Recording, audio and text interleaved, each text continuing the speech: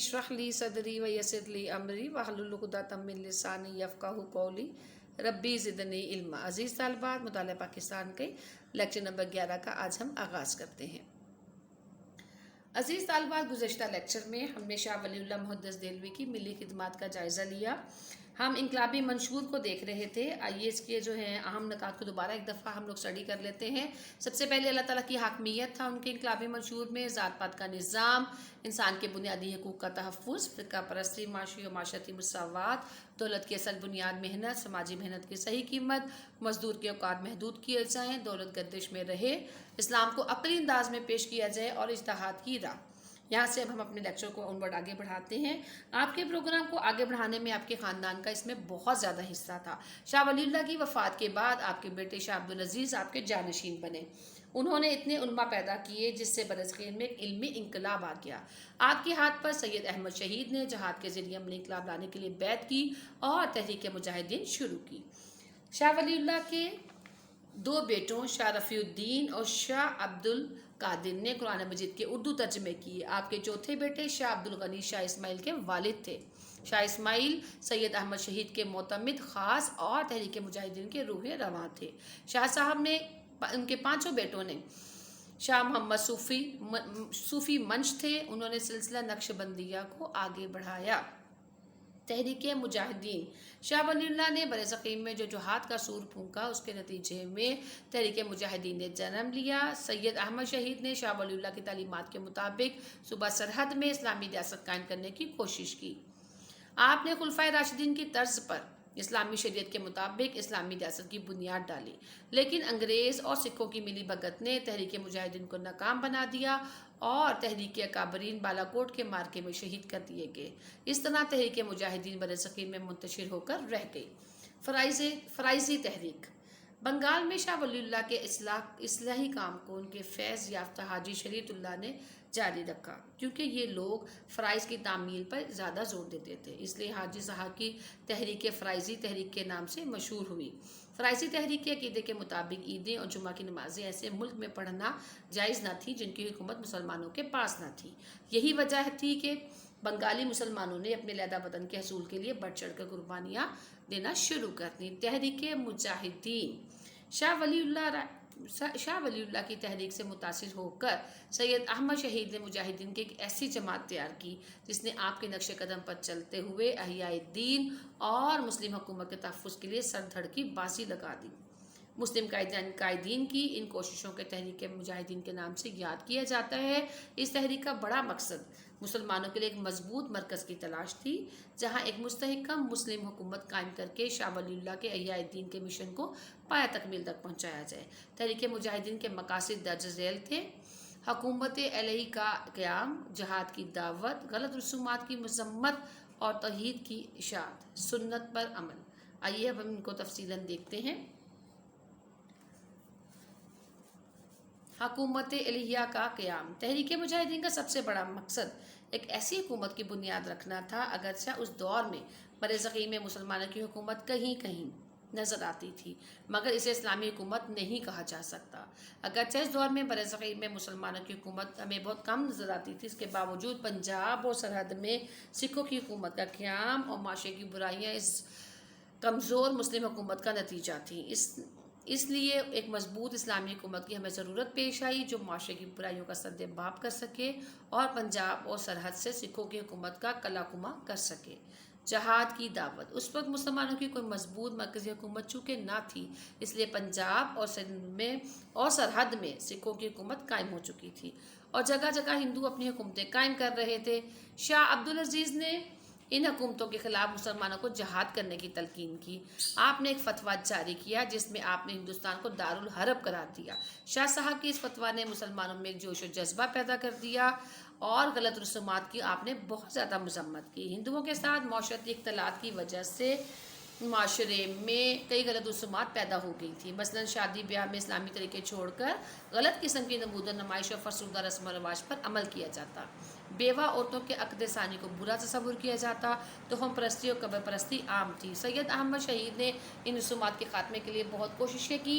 आपने निकाह की हिंदुआना फरसुदा रसूमात को तर्क करके इस्लामी तरीके से शादियाँ करने की तलकीन की। بیوہ عورتوں کے متعلق ہندوؤں کے خیالات کی تردید کی اور خود بیوہ سے شادی کر کے اس سنت کو زندہ کر دیا۔ توحید کی اشاعت، سید احمد نے مشرکانہ عقائد و ہندوانہ رسومات کو ترک کر کے خالص توحید پر عمل پیرا ہونے کا درس دیا۔ آپ نے اللہ تعالیٰ کی صفات کو کسی ولی یا پیر میں تلاش کرنے سے اور قبر پرستی سے منع کیا۔ آپ کی تقاریر کو شاہ اسماعیل نے تقویت الایمان کے نام سے اردو زبان میں یکجا کیا۔ سنت پر عمل، سید احمد آخرت کی فلاح کے لیے اسوہ حسنہ پر عمل ضروری خیال کرتے تھے، چنانچہ آپ صلی اللہ علیہ وآلہ وسلم کی زندگی کو مشعل راہ بنانے کی تلقین کرتے تھے، اور آپ کی پوری زندگی سنت نبوی صلی اللہ علیہ وآلہ وسلم کا ایک بہترین نمونہ تھی۔ ان اغراض و مقاصد کو لے کر تحریک مجاہدین میدان میں کود پڑے۔ برصغیر میں اسلامی حکومت کے خاتمے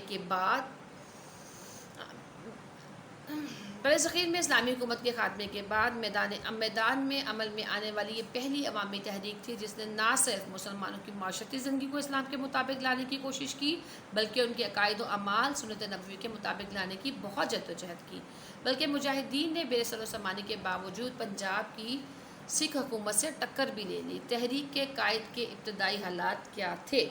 آئیے تھوڑا سا ان کے ابتدائی حالات کے بارے میں جانتے ہیں۔ سید احمد 1786 کو رائے بریلوی کے مقام پر پیدا ہوئے۔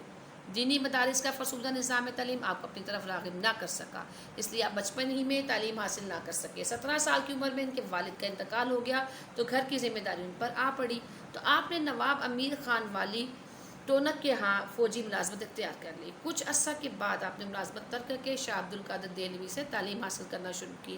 تعلیم سے فارغ ہو کر آپ نے شاہ عبد العزیز کے ہاتھ پر بیعت کر لی۔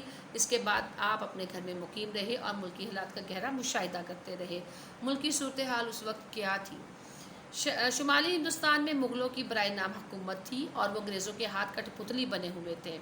پنجاب اور سرحد مہاراجہ رنجیت سنگھ کے زیر اقتدار تھا۔ انگریز غیر ملکی ہونے کی وجہ سے برصغیر کے باشندوں کے مذہب میں کم مداخلت کرتا تھا۔ اس کے برعکس سکھ مسلمانوں کی جان، مال و مذہب کے دشمن تھے۔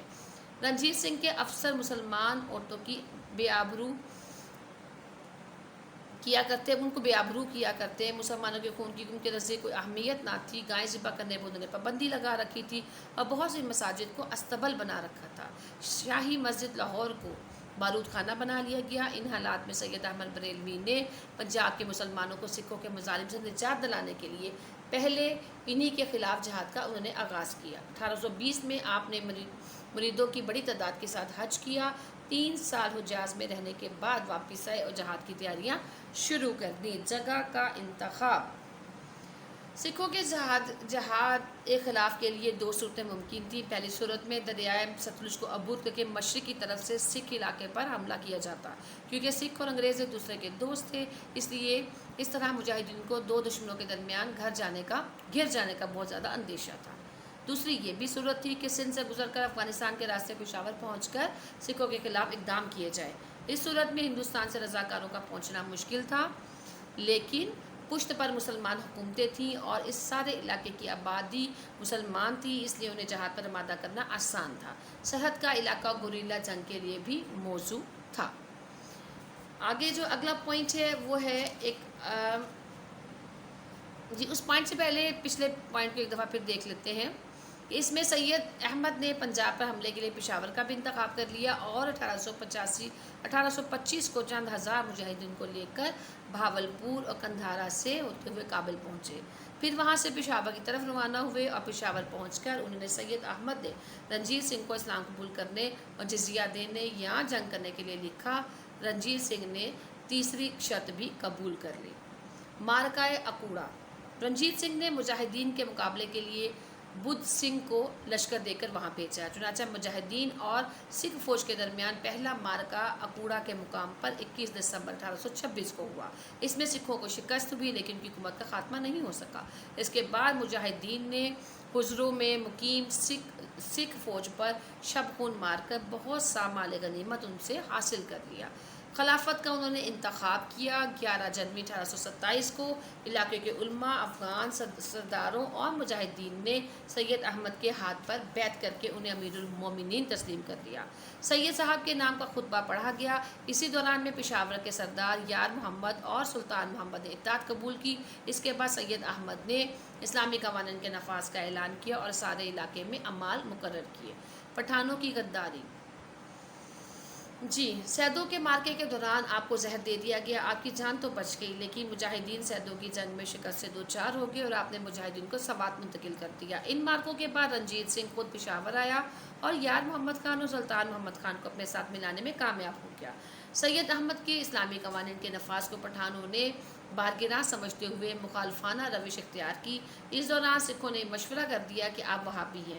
اس طرح جاہل عوام سکھوں کے کہنے میں آ گئے، انہوں نے اسلامی حکومت کے خلاف بغاوتیں شروع کر دیں اور بعض جگہ سید صاحب کے مقرر کردہ اعمال کو قتل کر دیا۔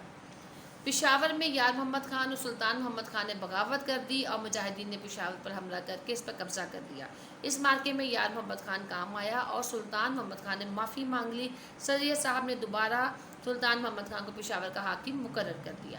مارکہ بالا کوٹ۔ افغان سرداروں کے طرز عمل سے دل برداشتہ ہو کر سید احمد نے اس علاقے کے حصے ہجرت کر کے وادی کاغان کے راستے وادی کشمیر پہنچنے کا عزم کیا۔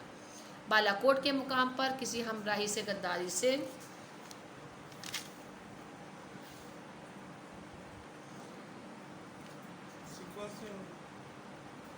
بالاکوٹ پہنچ کر کسی ہمراہی سے غداری سے سید صاحب اور آپ کے مجاہدین سکھ فوج کے محاصرے میں آگے۔ چنانچہ 6 مئی 1831 کو شیر سنگھ کے سکھ لشکر نے مجاہدین کو بالاکوٹ میں آ لیا۔ اس مارکے میں سید احمد، شاہ اسماعیل اور شاہ عبدالحی جامع نے شہادت نوش کر کے۔ سید احمد اور ان کے جلیل القدر ساتھیوں کی شہادت سے تحریک جہاد کو ناقابل تلافی نقصان پہنچا۔ سید صاحب کی شہادت کے بعد تحریک مجاہدین 2 حصوں میں تقسیم ہو گئی۔ ایک گروہ نے اصلاحی و تبلیغی رنگ اختیار کر لیا اور دوسرے گروہ نے ستھانہ کو مرکز بنا کر انگریزوں کے خلاف اپنی سرگرمیاں جاری رکھیں۔ پھر قیام پاکستان 1947 تک مجاہدین کی سرگرمیاں جاری رہیں اور پاکستان بننے کے بعد ان کے آخری رہنما فضل الہی وزیر آبادی واپس آ گئے۔ یہ تھا ہمارا آج کا لیکچر جس میں ہم نے تفصیلاً اس تحریک کے اسباب، ان کے مختلف ملی اور ادبی ان کی خدمات کے حوالے سے تفصیلاً پڑھا۔ انشاءاللہ اگلے لیکچر میں ہم تحریک علی گڑھ کا آغاز کریں گے۔